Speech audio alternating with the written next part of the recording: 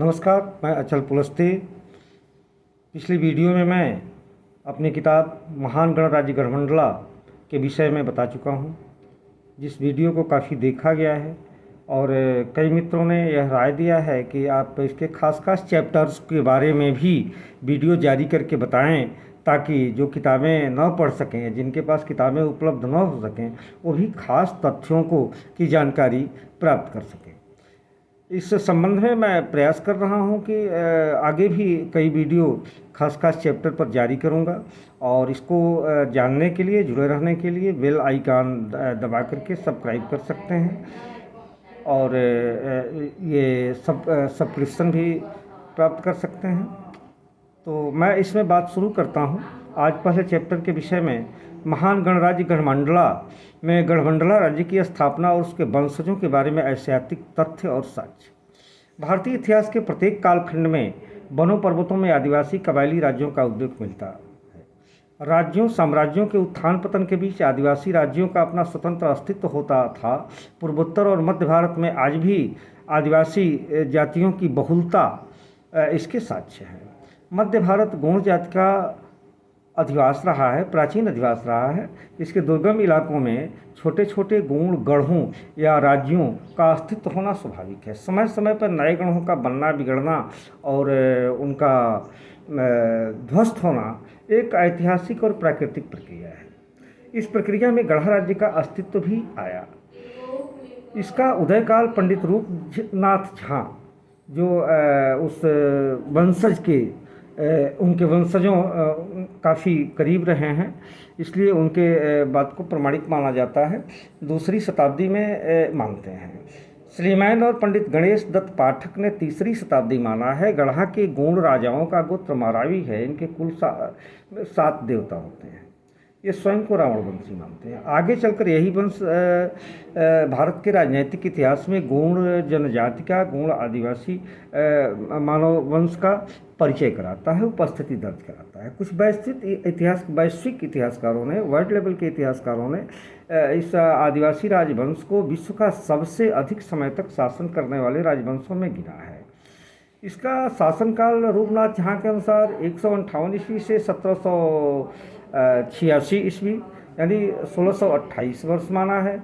श्रीमैन ने 382 से 1781 ईस्वी यानी 1399 वर्ष माना है। गणेश दत्त पाठक ने संवत में इस बात को कहते हैं कि 415 संवत से लेकर के 1737 संवत यानी 1322 वर्ष।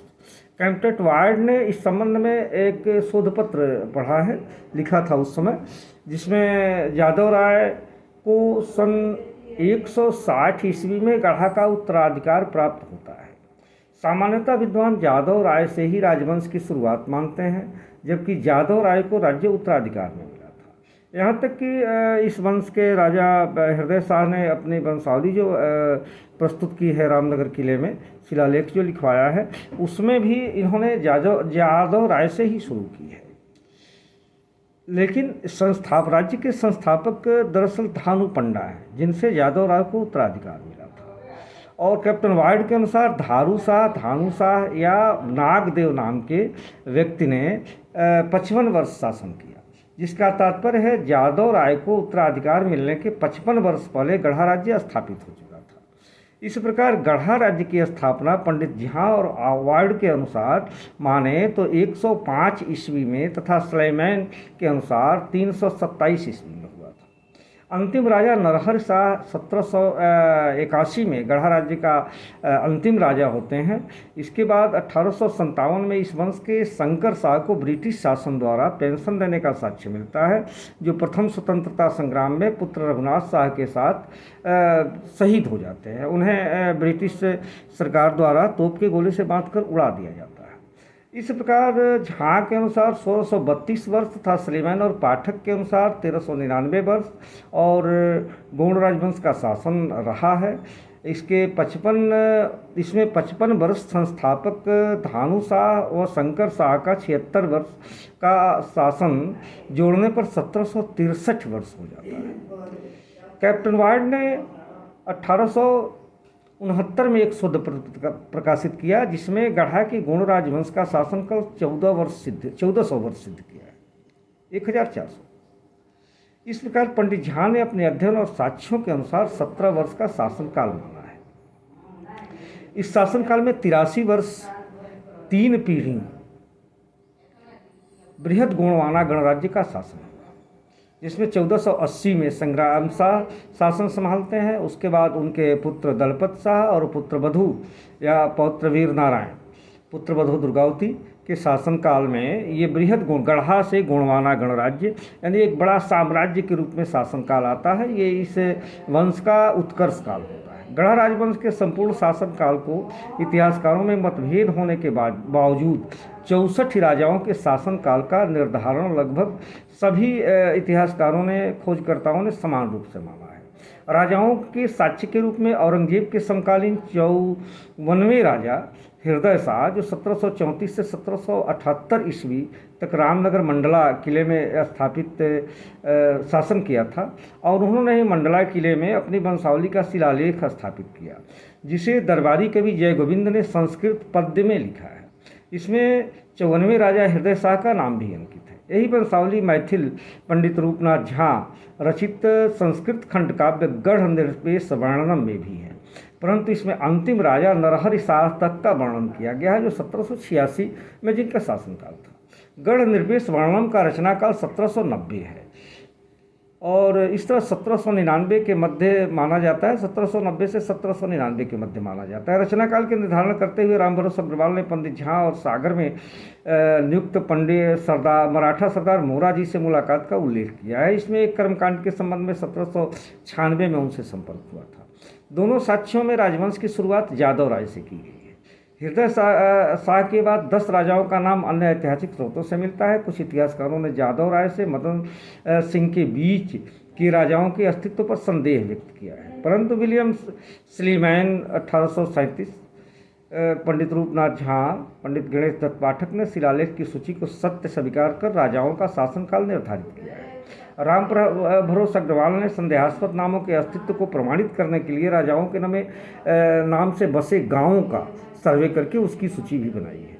सूची के सारे राजाओं के नाम से गांव मिलते हैं। कैप्टन वार्ड ने स्लीमैन के लेख अर्थात शोधपत्र के आधार पर माना है कि धारू साय या धानु पंडा या नागदेव ने 55 वर्ष राज्य करने के बाद शरीर का त्याग किया, जिसके बाद यादव राय को 382 ईस्वी में राज्य प्राप्त होता है, जिसका तात्पर्य है कि गढ़ा राज्य की स्थापना 327 में की गई थी।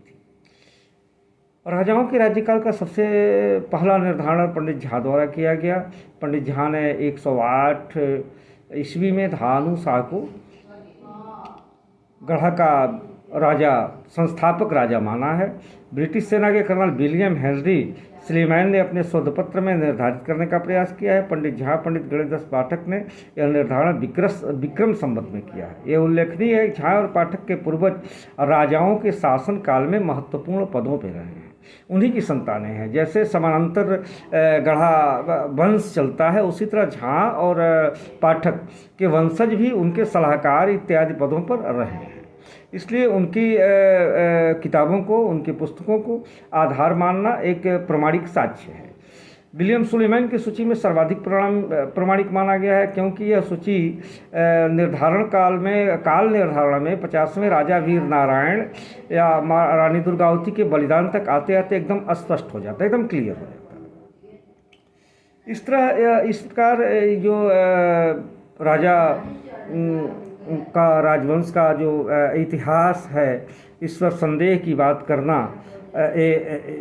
करने को हम यह कह सकते हैं कि उस समय खासतौर से हीरालाल हैं और वैगलर हैं, जो संदेह उठाते हैं कि धानु शाह से लेकर के और जो है मदन शाह के बीच में जो राजाओं की सूची है, वो हृदय शाह ने अपने वंशज को पुराना घोषित करने के लिए, शो करने के लिए, दिखाने के लिए अन्य राजवंशों से ले लिया है।